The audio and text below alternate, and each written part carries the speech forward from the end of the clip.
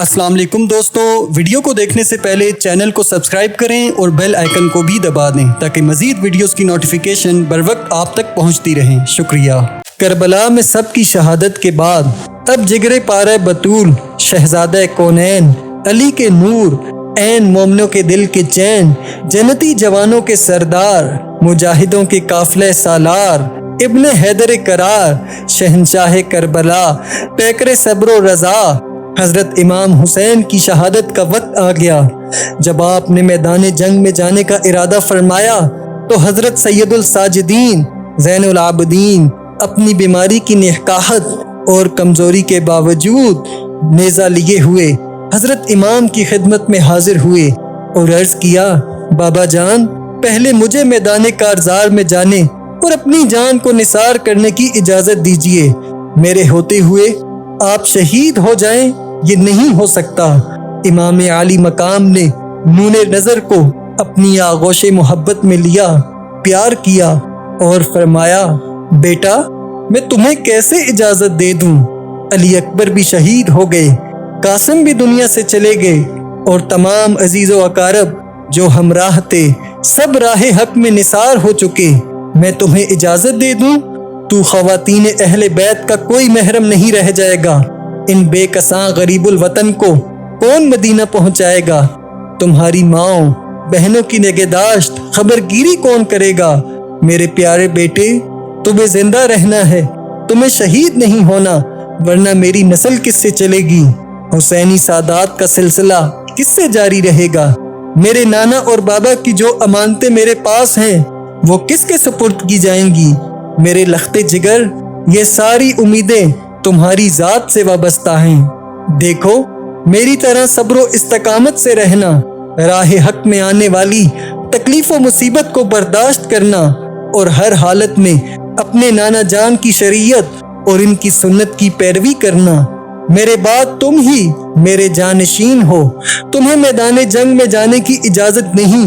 फिर इमाम आली मकाम ने इनको तमाम जिम्मेदारियों का हामिल किया और अपना इमामा मुबारक उतार कर उनके सर पर रख दिया और इन्हें बिस्तर अलालत पर लिटा दिया। अब इमाम पाक अपने खेमे में तशरीफ लाए, संदूक खोला, कबाए मिस्री ज़ेब तन फरमाई और तबर्रुकात में से अपने जद्दे अमजद हजूर सल्लल्लाहु अलैहि व आलिहि वसल्लम का इमामा मुबारक सर पर बांधा। सैयदुल शहदा हजरत अमीर हमजा की ढाल पुश्त पर रखी, शेर खुदा की तलवार जुल्फ़िकार गले में हमाइल की और जाफर तैयार का नेज़ा हाथ में लिया। इस तरह ताजदारे करबला, पैकरे सब्र व रज़ा सब कुछ राह हक में कुर्बान करने के बाद अब अपनी जान नजर करने के लिए तैयार हो गए। बीबियों ने जब इस मंजर को देखा तो उनके चेहरों के रंग उड़ गए और आंखों से मोती टपकने लगे। सैयदा ज़ैनब ने आंसू बहाते हुए कहा, प्यारे भैया, आपकी अज़वाज ने दर्द में डूबी हुई आवाज से कहा, हमारे सरताज। हजरत सकीना ने रोते हुए कहा, बाबा जान, कहाँ जा रहे हो? इस जंगल में हमें किसके सुपुर्द करके जा रहे हो? जिन दरिंदों ने नन्हे अली अस्कर पर रहम नहीं खाया वो हमारे साथ क्या सलूक करेंगे? फरमाया, तुम लोगों का अल्लाह मुहाफिज व निगहबान है। फिर आपने तमाम अहले खैमा को सब्र व शुक्र की वसीयत फरमाई।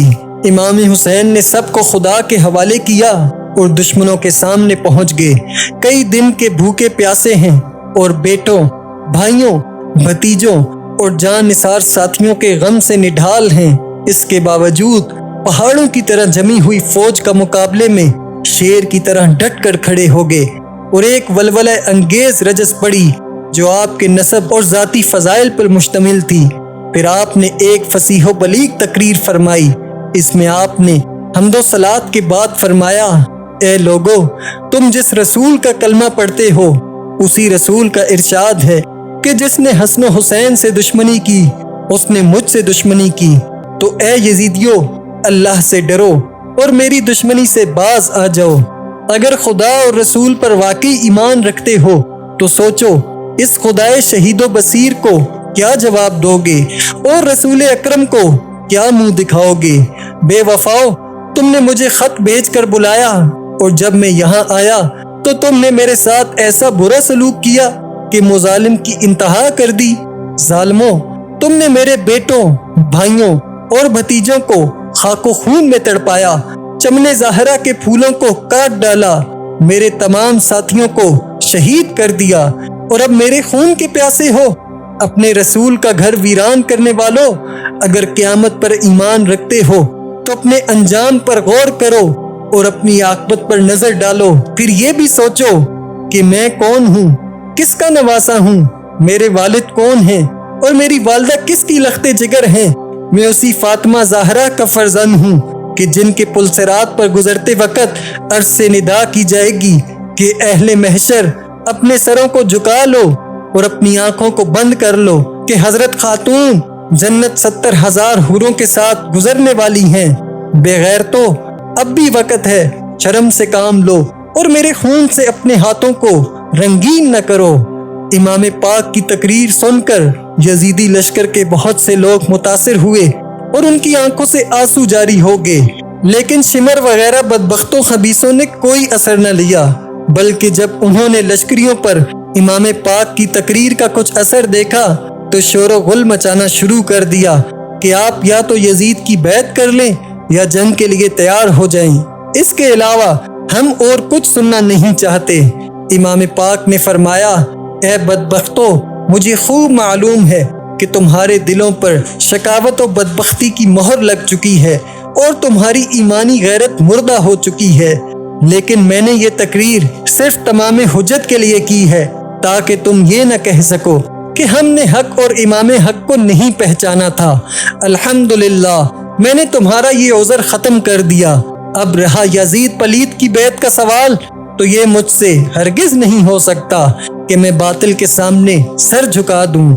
امام عالی مقام نے جب دیکھا کہ یہ بدبخت میرے قتل کا وبال اپنی گردن پر ضرور لیں گے اور میرا خون بہانے سے قطعاً باز نہیں آئیں گے، تو آپ نے فرمایا، اب تم لوگ جو ارادہ رکھتے ہو اسے پورا کرو اور جسے میرے مقابلے کے لیے بھیجنا چاہتے ہو فوراً بھیجو۔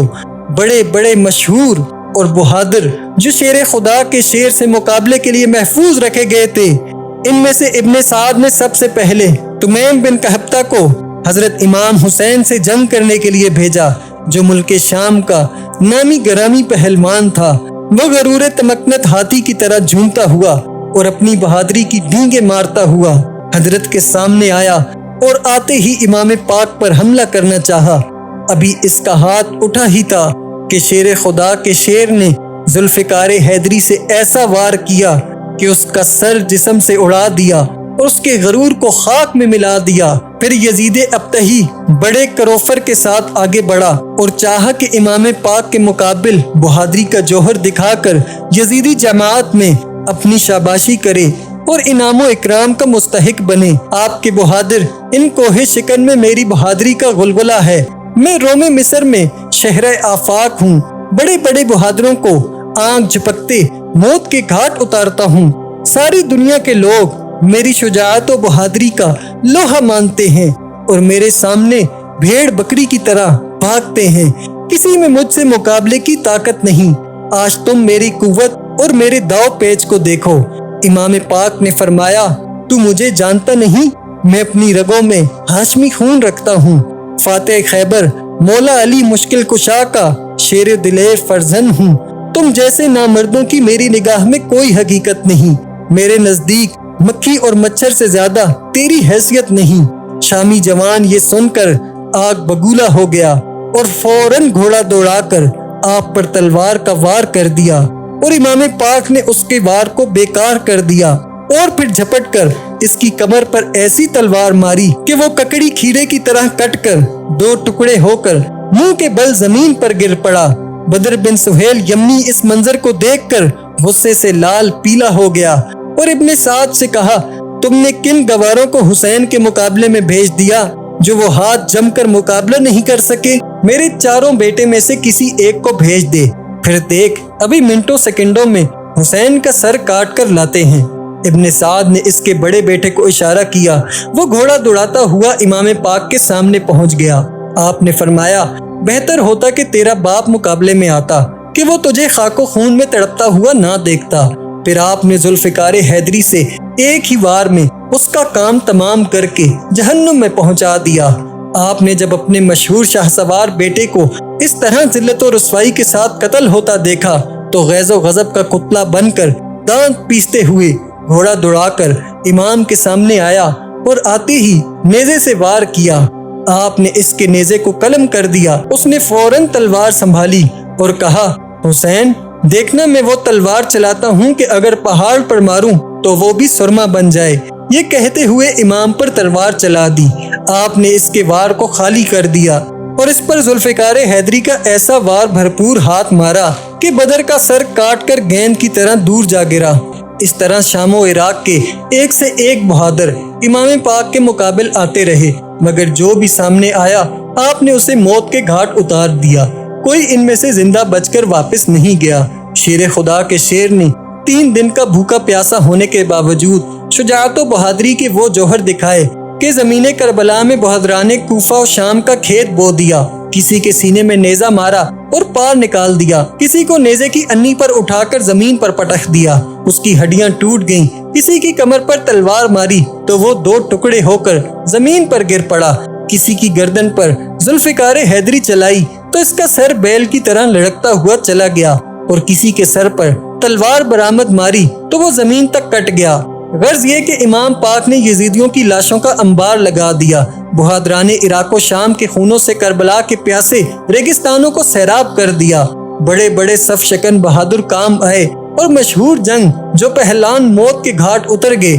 آپ کی ہیبت و شجاعت سے دشمنوں کے دل تھرا گئے اور بڑے بڑے مغروروں کے چھکے چھوٹ گئے۔ دشمنوں کے لشکر میں شور برپا ہو گیا کہ جنگ کا یہ انداز رہا تو ہماری جماعت کا ایک سپاہی بھی نہیں بچ سکے گا، سب کی عورتیں بیوہ ہو جائیں گی اور سارے بچے یتیم ہو جائیں گے، لہٰذا اب موقع مت دو اور چاروں طرف سے گھیر کر یک بارگی حملہ کر دو۔ روسیا صفت یزیدی جب دست بدست کی جنگ میں بری طرح شکست کھا گئے تو انہوں نے یہی طریقہ اختیار کیا کہ ہزاروں نے چاروں طرف سے گھیر کر حملہ کیا۔ اب سینکڑوں تلواریں بیک وقت چمکنے لگیں، کئی نیزے آپس میں ٹکرانے لگے اور دشمن بڑھ بڑھ کر امام پر وار کرنے لگے۔ ادھر آپ کی تلوار جلال حیدری کی تصویر لا سیف الذوالفقار کی تفسیر بنی ہوئی تھی۔ آپ تیغ ابرار کے جوہر دکھا رہے تھے، جس طرف حملہ کرتے پرے کے پرے کاٹ ڈالتے اور دشمنوں کے سروں کو اس طرح اڑاتے جیسے باد خزاں کے جھونکے درختوں سے پتے گراتے ہیں۔ ابن سعد کو جب اس طرح کی جنگ میں بھی کامیابی کی امید نظر نہ آئی تو اس نے حکم دیا کہ چاروں طرف سے تیروں کا می برسا دیا جائے اور جب خوب زخمی ہو جائیں تب نیزوں سے حملہ کر دیا جائے۔ تیر اندازوں نے آپ کو چاروں طرف سے گھیر لیا اور بیک وقت ہزاروں تیر کمانوں سے چھوٹنے لگے اور تیروں کی بارش شروع ہو گئی۔ گھوڑا اس قدر زخمی ہو گیا کہ اس میں کام کرنے کی طاقت نہ رہی۔ مجبوراً امام پاک کو ایک جگہ ٹھہرنا پڑا۔ ہر طرف سے تیر آ رہے ہیں اور امام مظلوم کا جسم اقدس تیروں کا نشانہ بنا ہوا ہے۔ نازنین زخموں سے چور اور لہو لہان ہو رہا ہے۔ بے وفا کوفیوں نے جگر پارے رسول فرزند بطول کو مہمان بلا کر ان کے ساتھ یہ سلوک کیا، یہاں تک کہ زہر میں بجھا ہوا ایک تیر آپ کی مقدس جبین پر آ لگا، جسے رسول کریم صلی اللہ علیہ وآلہ وسلم نے ہزاروں بار چوما تھا۔ تیر لگتے ہی چہرہ انور پر خون کا دھارا بہہ نکلا۔ آپ غش کھا کر گھوڑے کی زین سے فرش زمین پر آ گئے۔ اب ظالموں نے نیزوں سے حملہ کیا۔ شیطان صف سنان نے ایک ایسا نیزہ وہ شمشیر کے بہتر زخم کھانے کے بعد آپ سجدے میں گر گئے اور راضی برضائے الہی ہو کر واصل بحق ہو گئے اور جام شہادت نوش فرمائی۔